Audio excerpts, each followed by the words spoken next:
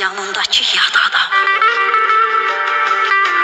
ağlındaki doğmadı, evine sığındığın ürəyinə sığmadı. Əlini üzmədiyin,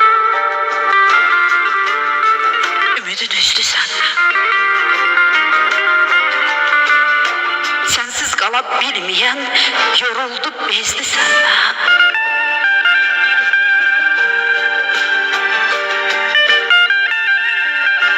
Öldü mü ümidlərin telefonun başında? Boğuldu mu arzuları gözlərinin yaşında?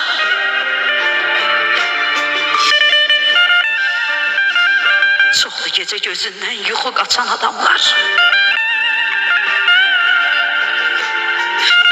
dalıp fikrə xəyala sabah açan adamlar. Hər kəsin səbəbi var özünü aldatmağa. Sən də bir bəhanə tap qəlbinə oxutmağa. Bir ümid verim sənə,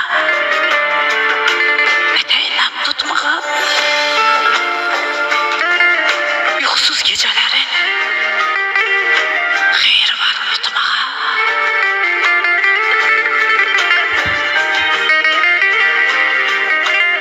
Rəvan xəyal çox təsir elədi bu şeir həqiqətən mənə.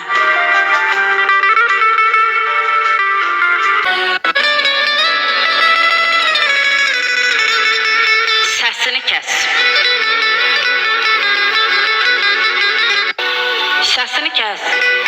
Sus. Dayan. Nə salmısan hay həşir? Evdə səni gözləyir, üzün yumuş mürdəşir.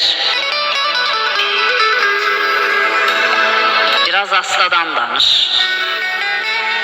İzilə çıxmısan nəsə.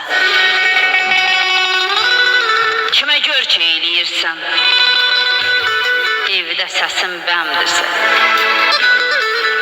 Yalandır təbəssümün, hiss olunur biləsən.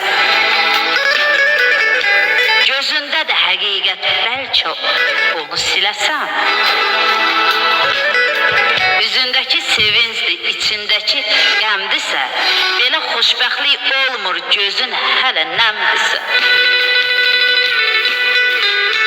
Rəvan xəyal qələmidir, poeziya və incəsənət.